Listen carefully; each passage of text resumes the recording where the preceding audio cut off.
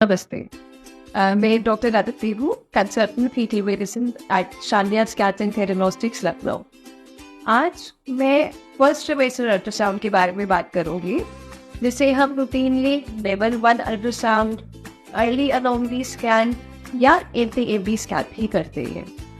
इस अल्ट्रासाउंड को करने का सबसे सही समय होता है 11 to 14 वीक्स, जब बच्चे की लेंथ 4.5 सेंटीमीटर से 8.4 सेंटीमीटर के बीच में होती है। इस अल्ट्रासाउंड में हम काफ़ी सारी चीज़ें देखते हैं, जिनमें से मुख्यतः 5 के बारे में मैं आपसे अभी बात करूँगी। इस अल्ट्रासाउंड का सबसे इम्पोर्टेंट उद्देश्य है बच्चे की ग्रोथ को देखना। हम देखते हैं कि जो बच्चे की लेंथ है, जो बच्चे की ग्रोथ है, वो मदर की डेट्स के अकॉर्डिंग सही से ग्रो हो रही है ना। जो मदर ने हमें लास्ट पीरियड डेट बताई है, उसके हिसाब से प्रेगनेंसी की जो ड्यूरेशन है, बच्चे की लेंथ उस हिसाब से है या नहीं। अगर बच्चे की ग्रोथ ज़्यादा है या कम है तो हम देखते हैं कि कोई दिक्कत तो नहीं है। अगर मदर की डेट से वो मिसमैच कर रही है तो हम प्रेगनेंसी को रीडेट कर देते हैं। हम एक एक्सपेक्टेड डेट ऑफ डिलीवरी नहीं निकालते हैं, जिससे हम आगे हमेशा प्रेगनेंसी की ग्रोथ को मॉनिटर करेंगे। ये था पहला उद्देश्य। इस अल्ट्रासाउंड का दूसरा उद्देश्य है बच्चे के सारे स्ट्रक्चर्स को डिटेल में देखना। आजकल हम इसे अर्ली अनोमली स्कैन भी कहते हैं। इसमें हम बच्चे के सारे स्ट्रक्चर्स ऊपर से लेकर नीचे तक, जैसे कि बच्चे का सर, बच्चे का चेहरा, चेस्ट, हार्ट, स्टमक, बच्चे के abdominal wall, kidneys, urinary bladder, रीढ़ की हड्डी, जिसे हम स्पाइन भी कहते हैं, बच्चे के सारे हाथ और पैरों के सारे सेगमेंट्स, फिंगर्स और टोज को देखते हैं। जैसा मैंने बताया, अभी बच्चे की लेंथ 4.5 सेंटीमीटर से 8.4 सेंटीमीटर के बीच में होती है।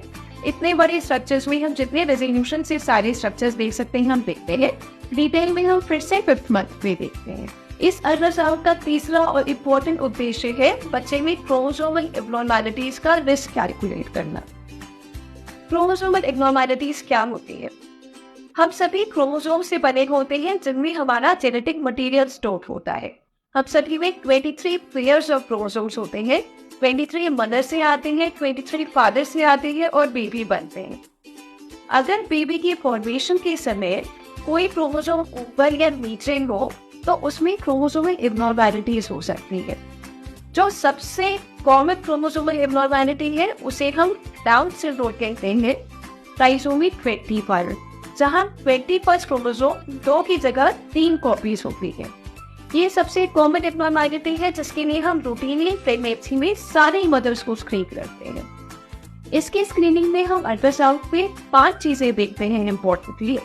सबसे पहला, बच्चे की गर्दन के पीछे का पानी। गर्दन के पीछे के पानी को हम लोकल ट्रांसक्रिप्शंसी भी बोलते हैं, एनटी। दूसरा है बच्चे की नाक की हड्डी, जिसको हम नेजल बोन भी बोलते हैं, एनबी, एनटी-एनबी स्कैन। इस अल्ट्रासाउंड का नाम आया है एनटी-एनबी स्कैन।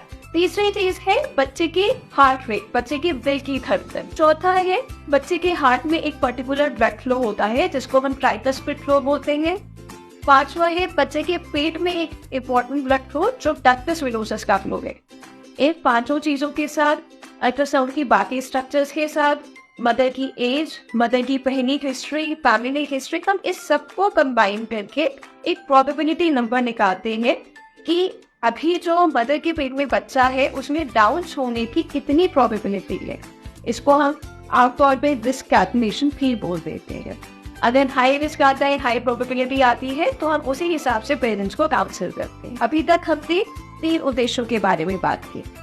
अल्ट्रासाउंड का चौथा उद्देश्य है प्रेगनेंसी में उक्त रक्तचाप, अर्थात बीपी बढ़ने वाला है, ऐसी कोई प्रोबेबिलिटी है तो उसका रिस्क कैलकुलेशन करना, या आगे जाके 6, 7, 8वें महीने में बच्चे की ग्रोथ कम होने तक की आशंका तो नहीं है। इसके लिए हम माँ से बच्चे को जाने वाले ब्लड फ्लोस, मतलब जो यूट्राइन आर्टरी में रक्त का बहाव जा रहा है, उसको देखते हैं और ये रिस्क कैलकुलेशंस करते हैं। इस अल्ट्रासाउंड का आखिरी उद्देश्य है सर्वाइकल स्क्रीनिंग। सर्वाइकल स्क्रीनिंग में हम बच्चेदानी का मुंह अर्थात सर्विक्स की लेंथ नापते हैं। इससे हम अंदाजा लगा सकते हैं कि डिलीवरी जल्दी होने का रिस्क तो नहीं है, जिसे हम प्रीटर्म डिलीवरी भी कहते हैं। अगर हमें लगता है कि सर्विक्स की स्टार्टिंग कम है तो हम उसे फॉलोअप में रख देंगे और उस पर हम एक टाका लगा सकते हैं, जिससे हम प्रेगनेंसी को लंबा प्रोलॉन्ग कर सकते हैं। ये था फर्स्ट ट्राइमेस्टर अल्ट्रासाउंड के बारे में कुछ संक्षिप्त में। ऐसे ही पीटी मेडिसिन की और वर्जन विजडम के लिए हमारे साथ जुड़े रहेंगे। नमस्ते।